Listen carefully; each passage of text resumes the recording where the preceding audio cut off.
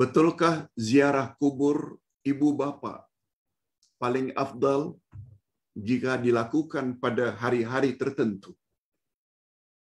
Seperti hari Khamis, seperti pada hari Jumaat, itu adalah lebih afdal. Ibu bapa kita tertunggu-tunggu pada hari itu. Betulkah Pak Ustaz? Ada keterangan yang sahih dari Rasulullah sallallahu alaihi wasallam. Jawaban singkatnya semua itu palsu. Setelah Ustaz rujuk, tidak ada satu pun datang dari Nabi sallallahu alaihi wasallam yang menyebut tentang kelebihan ziarah kubur, terutama kubur ibu bapa. Kalau awak seorang anak yang durhaka umpamanya, datangilah kubur ibu bapa. Niscaya Allah ampun dosa-dosa kamu. Allahu Akbar. Allahu Akbar. Tidak wujud satu pun hadis yang sahih. Semuanya hadis-hadis berkisar. Kalau tidak palsu, dhaif. Hadirin dan hadirat, bercakap tentang agama tak boleh dengan akal. Jangankan dengan akal, dengan hadis pun tak boleh kalau hadis itu tidak sahih. Sebab masalah fadilat ini masalah gaib. Masalah gaib menyangkut perkara akidah, dan akidah tak boleh dijadikan pegangan kecuali ada dalilnya dari Quran dan sunnah Nabi sallallahu alaihi wasallam. Itu sebabnya secara singkat Ustaz katakan, tidak ada satu pun hadis yang sahih menyebut kelebihan ziarah kubur ibu bapa pada hari-hari tertentu. Yang datang dari Nabi secara sahih,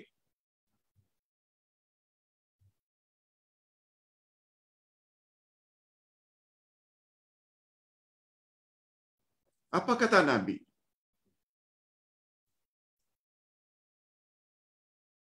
Ziarahlah kuburan.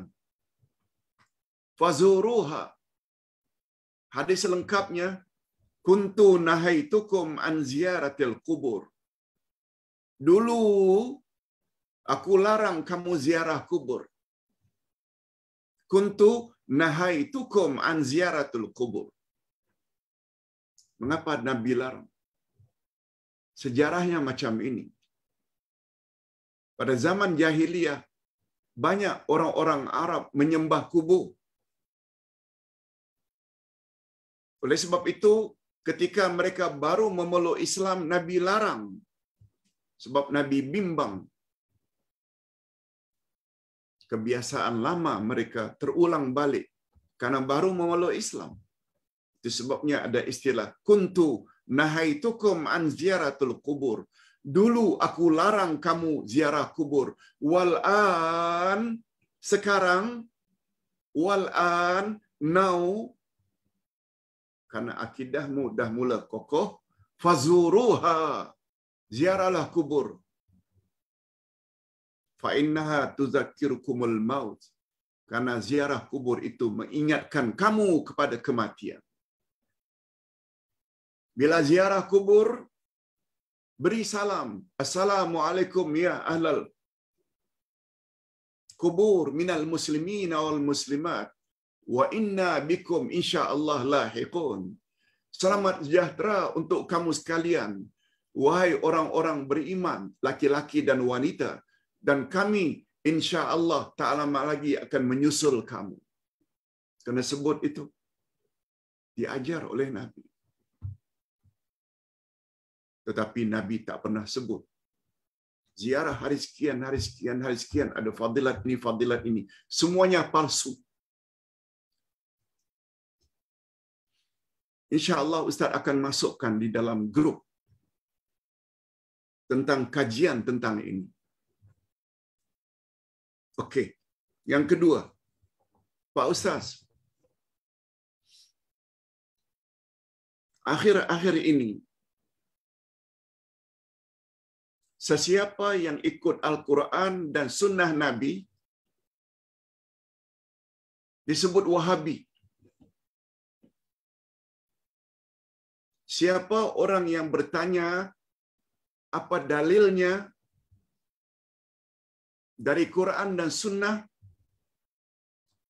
orang yang bertanya itu dicop sebagai Wahabi. Apa pandangan Ustaz?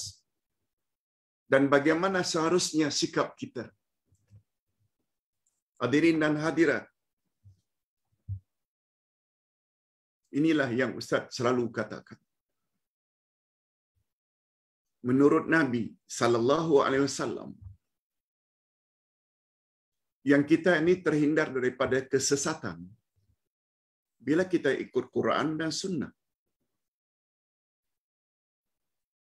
Lalu bila kita mengajar jemaah kita, ini kata Allah dalam Quran, ini kata Nabi dalam hadisnya. Kata Allah dalam Quran surat ini ayat sekian. Ini hadis Nabi, derajatnya sahih, riwayat si fulan. Lengkap dalilnya. Lalu orang ramai ditakut-takuti, dimomok-momok. Itu Wahabi. Itu ajaran sesat. Itu bercanggah dengan ajaran nenek moyang.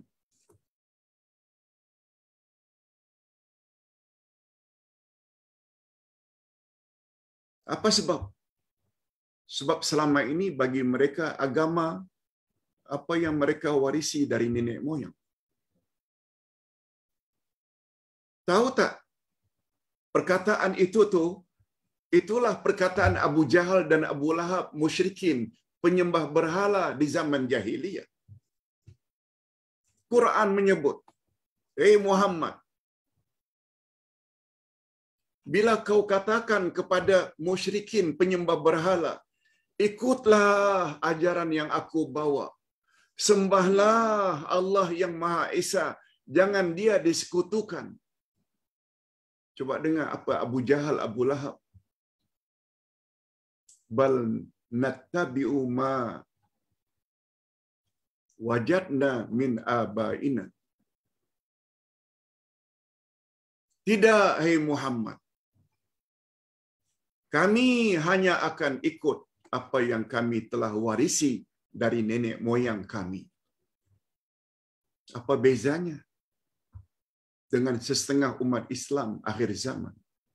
Jangan ikut walaupun itu ayat Quran.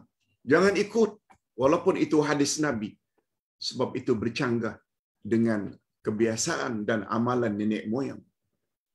Kalau amalan nenek moyang itu tidak benar, bermakna awak telah menuduh nenek moyang semua dalam neraka. Akhirnya orang awam yang kurang ilmu terpengaruh. Hadirin dan hadirat, gunakan akal sedikit.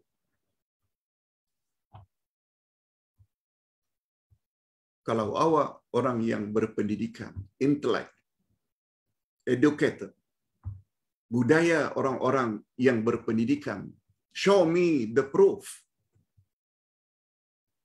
Tunjukkan kepadaku dalil, hujah, argument. Kalau tidak, aku tak akan percaya.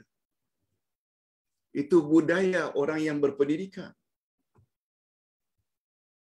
Mengapa dalam hal-hal dunia kita boleh cakap begitu, tapi dalam hal-hal agama, lebih-lebih lagi menyangkut perkara-perkara gaib, kita tak gunakan prinsip yang sama? Pakai balun saja. Itu sebabnya kata Ibnu Sirin, ilmu ini adalah agama. Oleh sebab itu, perhatikanlah dari siapa agama itu kamu ambil. Ambil dari guru yang cakap tanpa membawa dalil, atau dari guru yang murabbi, mursyid. Setiap ucapan dibawa dalil lengkap Quran dan hadis Nabi bersama dengan derajatnya sekali. Ustaz kira cukup sampai di sini dulu untuk sesi yang kedua, soal jawab. Dan kita akhiri dengan